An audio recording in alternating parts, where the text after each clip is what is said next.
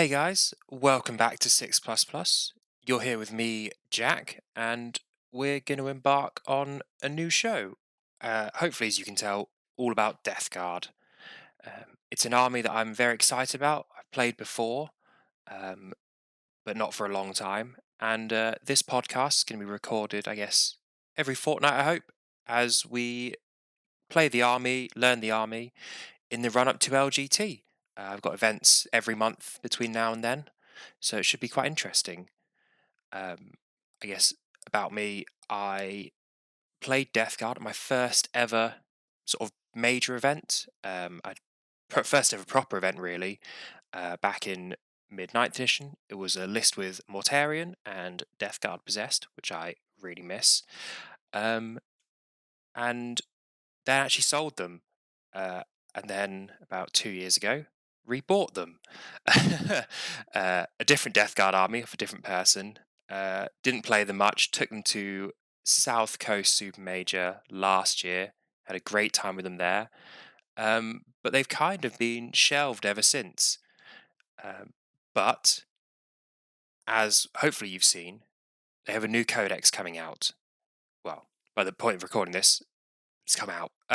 And this weekend, actually, the 17th of May, will be my first run out with the new codex. I've had a single practice game, but I've got an event, it's a small teams event nearby, and I'm really excited to use it.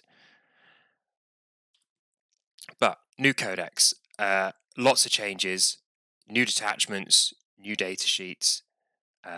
Really excited to use it. Obviously, there's been a lot of talk online. You've probably seen certain unnamed characters got a lot better. Certain named characters got a lot better. Higher toughness across the board, more wounds in a lot of places. Um, but one of my favourite changes, I think, is probably the Lord of Contagion. He has gained so much extra power with this new book. His melee is still quite good. It's still strength 9, AP 2, damage 3, but he leads a unit. He gives them sustained and lance on top of them already having lethals natively, and he leads Death Shroud, Blight Lords. So combat is now horrible for them. It's really quite brutal with being led by Lord of Contagion. But if you've played against other armies like GSC or Eldar, you know they have a lot of characters that stand back up when they die, and the Lord of Contagion does that as well. T7, 6 wounds, top save, 4 pin run. When he dies, he stands back up on half wounds, so 3 wounds. So he's an absolute menace to deal with. Real problem causer. In my first and only practice game, he made it to my home opponent's home objective and just sat there the rest of the game. They just couldn't shift him because him and his shroud are so tough now. Um, New detachments. So I have had a look at all of them. Really interested in a lot of them. I think they all offer different play styles, which is nice. It's not, you know, the same list, but in different detachments. There's a lot of changes you can add. Do you take Mortarion? Do you not? Um, but I guess for my first list, I thought I'd keep it simple. I've gone with the index attachment. It's Virulent Vectorum. Um, and I guess one of the criteria when I wrote this list was I really want Mortarion. And so as I was working through the attachments, through lists, the first thing was always, what does this detachment give Mortarion? How can I buff him? How does he support the units it wants to make me bring? And the two detachments I guess I was first drawn to was Champions of Contagion, which is all about attached characters, about leading units, and your detachment rule is you can change your plague. Your plague being originally it was part of the index attachment rule, but it's now part of the army rule, and that is the choice of the -1 to save, the -1 to be hit, and the -1 to move OC and leadership. And you can change from one to the other, but you can't go backwards. And that attachment I think looks really fun, but it doesn't help Mortarion. Um, all the strats, you target a character that's an attached unit. So something like 10 Plague Marines with the characters, or a Lord of Contagion with Death Shroud, or an NBB with Poxwalkers, that sort of thing, which not really super helpful for Mortarion.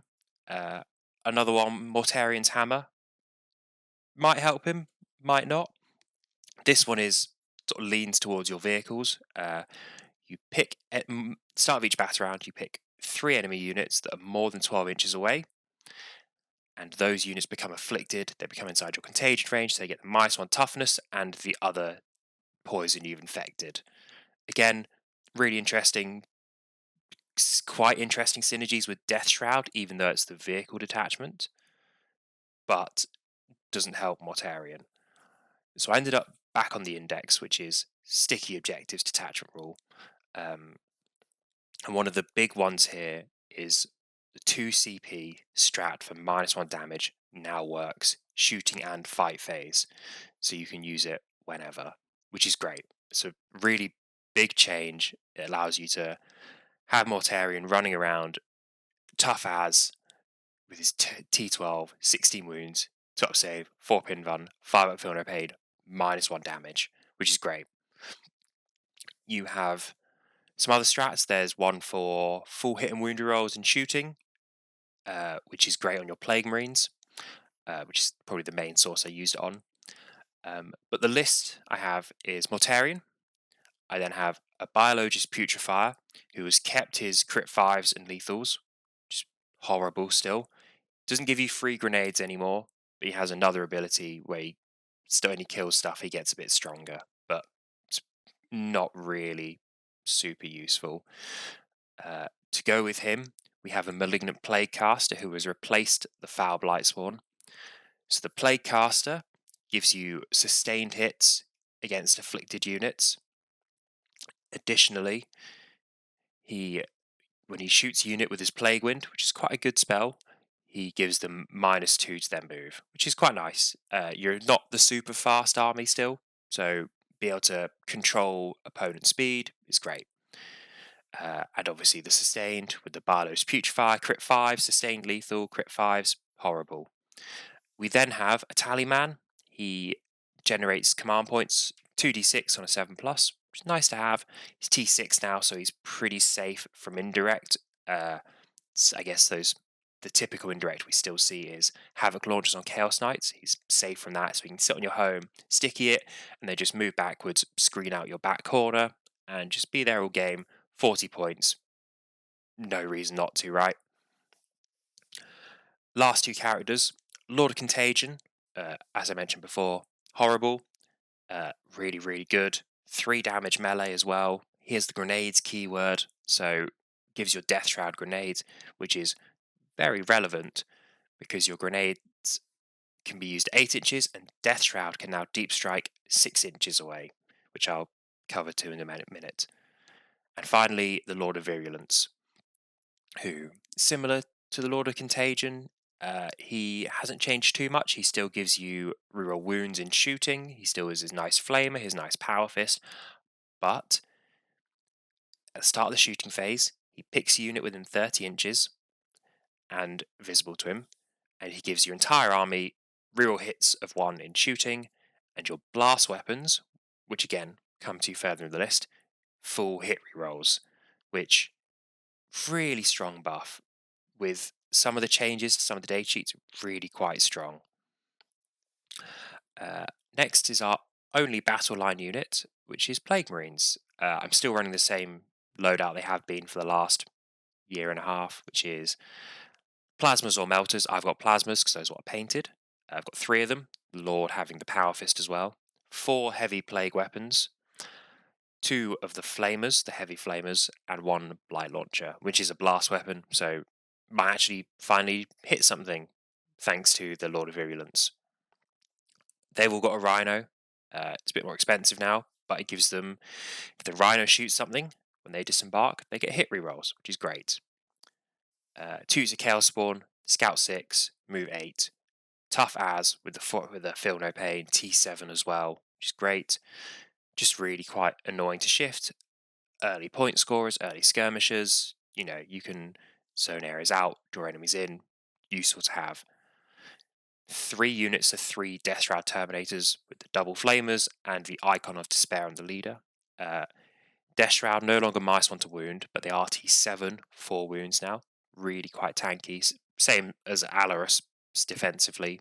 Offensively, same as before. 4 Power Fist attacks they on 2s with lethals. If you've got the Contagion, they've got Sustained and Lance as well. So great. The Pistol Flamers still exist. They're -1 to wound. They now give their attached character 4 at Feel No Pain, making your Contagion and Virulence unprecisionable, really. Nothing really takes them out the squad. They're pretty safe there. The other rule is if all the enemy units they're deep striking nearby are afflicted, so within your contagion range, you can deep strike 6 inches away, not 9, which is great. It's really easy to achieve with your Poxwalkers, with your Chaos Spawn, with your Bloat Drones, with your Rhino. It's easy to get your contagion into the places you need to drop your Death Shroud on your opponent and hit that 6-inch charge, which is just great. Doesn't get around infiltrators, but who cares?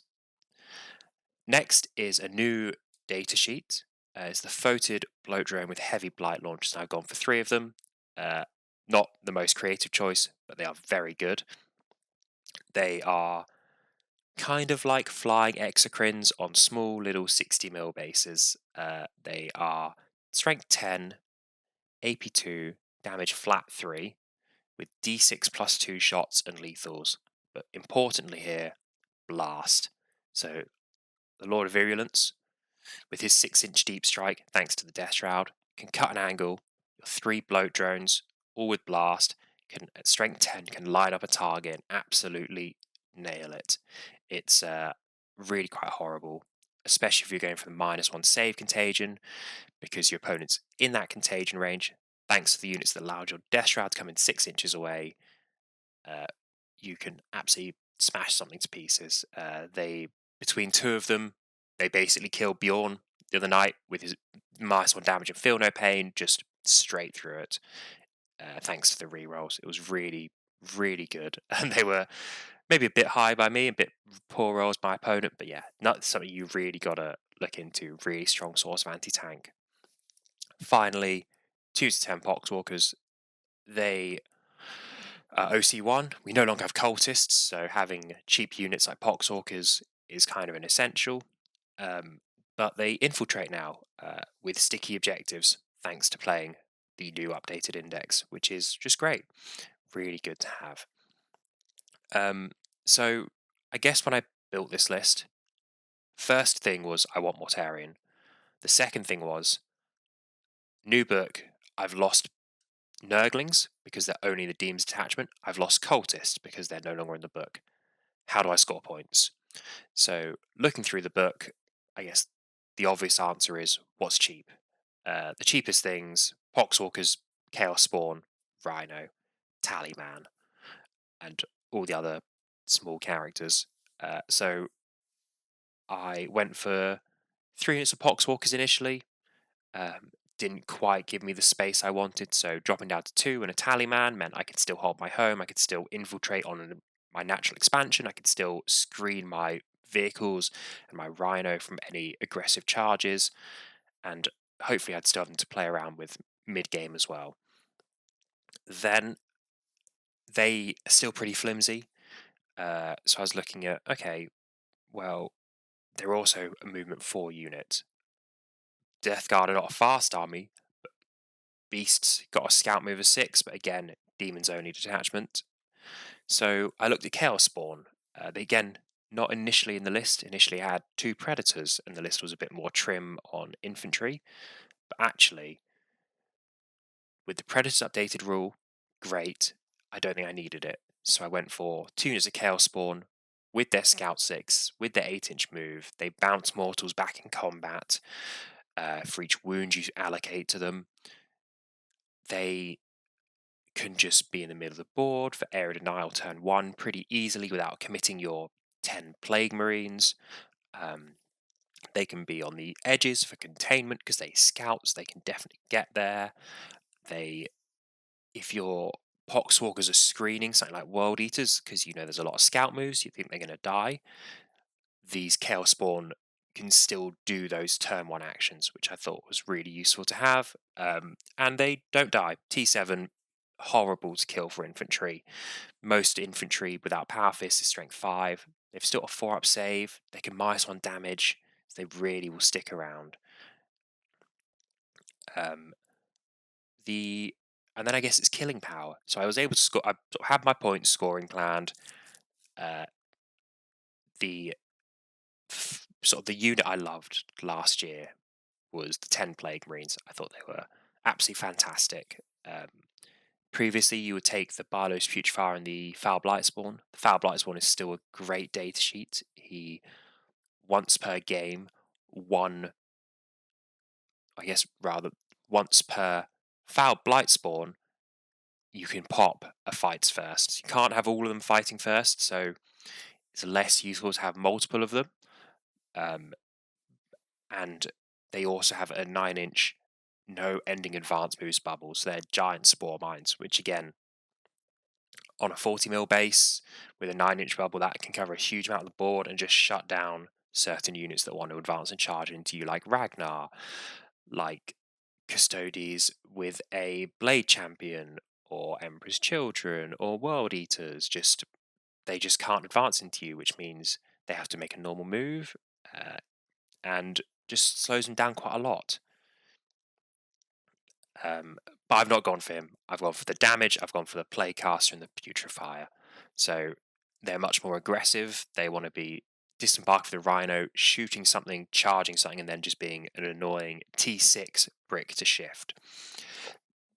Their melee output is still great, still really good, and they don't need strat support now to get the sustained, which is big. So that was the Plague Marine sorted. I could have added a second unit, but after looking at the Lord of Contagion data, I knew I wanted one of him in the list. So Death Shroud was the next point. They come in 3s for 440 points, or 6s for 300. So a bit more expensive in 6s. But the damage output with the Lord of Contagion, honestly, is enough that as a 3, they will still clear what they want, and they won't die in return. And I think without him, again, I don't think they die in return to a lot of things. At T7, it's only Power Fists that are hurting them easily, and those aren't so abundant, really. They're just, squad leaders or a couple guys in each 10-man, so you're pretty safe running Death Shroud without a leader, and maybe not killing anything, leaving one guy alive, but you'll be able to sit there and tank it, and then if they've charged you, you've got your hand flamers to shoot them in combat as well to clear the space. So that sort of covers the list, covers everything I wanted to take, and I've got an event this weekend. It's teams. It's the list sort of built in mind with just generally playing a grindy game. It's why I made sure I had scoring, have killing, I have 6-inch cheap so I can get into corners and grab edges. I've got speed so I can spread the contagion to get those deep strikes. But yeah, there's not. I think I could have skewed more. You could definitely go for maybe 3 bloat drones, 2 predators, a defiler, 6 bloat drones. You could bring my Phytic blight haulers. They are so cheap, so efficient. Shooting now with their +1 to hit as well. There's a lot you can do. There is a couple other things I want to try in the future, but I think after I've played the event, we'll talk about those. Thank you for everyone that's listening. I will hopefully have a new video up for you soon after my event, and I'll see you there. Thanks. Bye.